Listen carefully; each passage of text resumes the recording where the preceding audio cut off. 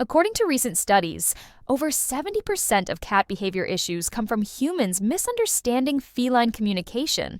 Turns out that all cats have this specific set of rules for how they expect their world to work, and they expect you to follow them as well.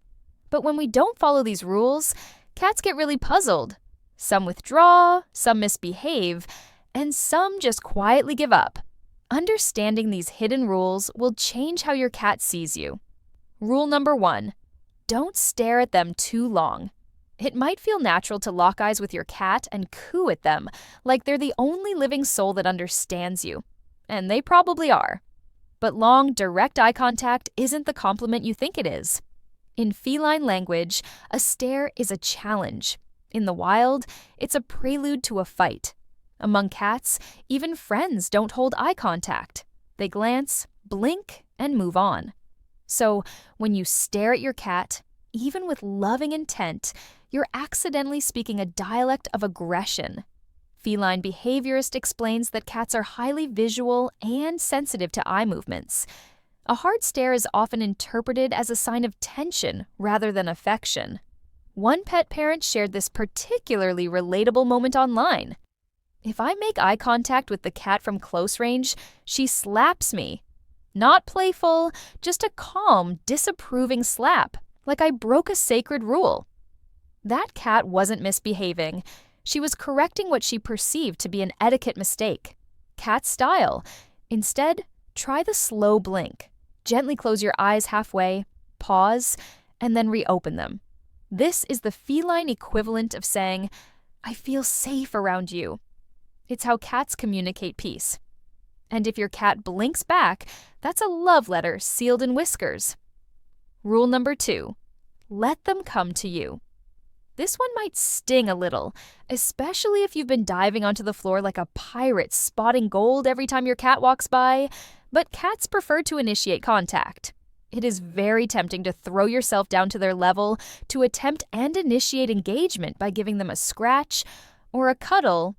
And they do receive that love happily, but most cats prefer to be the ones to start things. It's not that they don't love you, it's that autonomy is their love language. I will admit, I had a bit of a habit of getting on the floor with my ginger boy Artemis and gently pressing my face into his fur. I know it's weird, but it's just so soft and I couldn't resist. And to be fair, it's not like he hated it or ran away or anything, but he also didn't cuddle back. He was indifferent to the habit. But when did he choose to jump up onto my lap? Well, then it was hug o'clock. When you reach out first, especially quickly or without invitation, it can feel like you're taking control of the interaction. And to a cat, control is comfort. Losing it feels a little bit wrong. Letting them come to you might feel like doing nothing, but it's the ultimate show of respect. There's a fundamental emotional core to it. Real bonding doesn't happen when you catch them. It happens when they choose you again and again, which is maybe a good lesson for all relationships, right? And once they know you'll never force them, that's when the real closeness begins.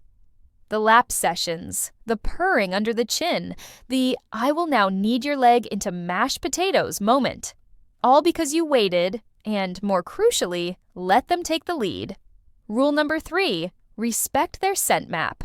I appreciate the phrase, scent map is something you might not necessarily know because geography isn't usually defined by odors. So, allow me to explain. Your cat has something called a scent map. Your cat doesn't just rub their gorgeous face on your furniture or your jeans because they're itchy.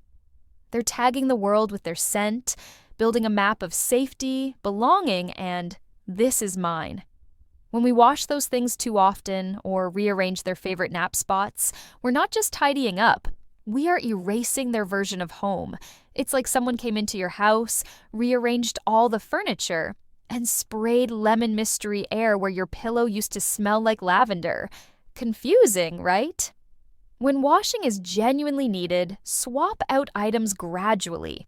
Leave a piece of their scent, a small cloth, or place their unwashed bed near the new one so they can re-scent it on their terms. You'll notice them rubbing, sniffing, reclaiming. It's a little ritual. Let them have it. Rule number 4, respond to their meows. There's a fact about cats I adore. Cats meow mostly for one species, us. Seriously, they don't even meow at each other. Not really. They do a little, but when they're kittens, they barely meow to each other once they grow up. Adult cats develop these vocal behaviors specifically to communicate with humans, which you can call me a cringe cat daddy as much as you want. I don't care. I think it's magical. And they're not just making random noises. It's not improvised jazz. They're thinking about it. A 2003 study found that cats adjust the pitch and tone of their meows based on how we respond. That's right. Your cat is trying to fine-tune their language to ensure it reaches you. So when a cat meows and it's met with silence, they don't just stop. They adapt. Sometimes by meowing more and sometimes by giving up entirely. So try answering.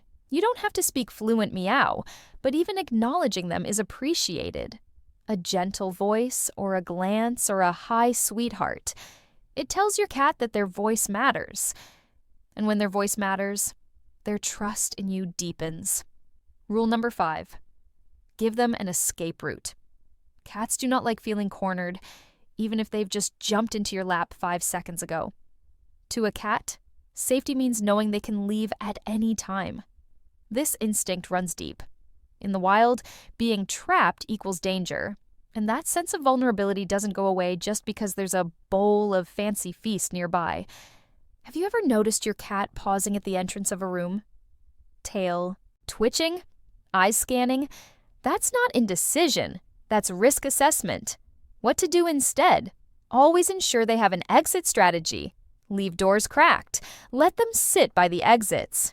Avoid crowding or blocking corners, especially when children or guests are around. Cats are more likely to stay when they know they have the option to leave. They're paradoxical that way, but they're also beautifully honest. Rule number 6, don't pet them like a dog. We said we wouldn't compare cats to dogs. However, this one is more about habits than species. Cats don't usually enjoy full-body pets or heavy strokes, especially not right away. Such contact can feel overstimulating, even threatening. Their preferred petting zones: head, cheeks, and under the chin. Maybe the base of the tail, but that's an earned privilege. Rushing into belly rubs or spine-stroking marathons without permission, that's a fast track to the claw department. Instead, watch their body language. Ears forward, keep going. Ears twitching, skin rippling, tail flicking. Pull back. You're in thin ice. The best pets are rhythmic, light, and brief. Like a polite handshake, not a wrestling match. Rule number 7, honor the do not disturb sign. When a cat's tucked into a sunbeam, loafing with their paws under their body and eyes half-lidded, that's not just a nap. That's sacred time. Some cat parents might assume this is the perfect moment for a sneak cuddle or a face smooch. But to a cat, that's like someone barging into your bathroom to show you a funny meme. Cats love affection, but they love it on their terms. Watch for the invitation. If they open one eye and chirp, that's your moment. If they tuck in tighter and sigh through their nose, back off quietly.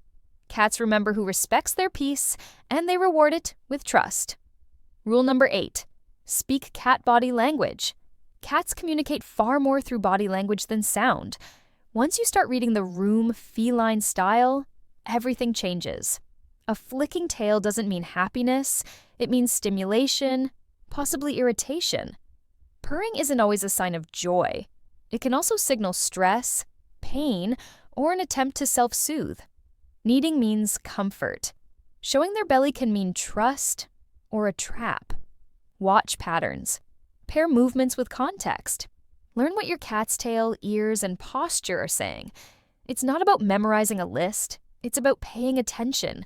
Cats speak clearly once you stop expecting them to talk like us. Rule number 9, keep the litter box sacred. Some cat owners might not realize this, but the litter box isn't just a utility space. It's a vulnerable zone.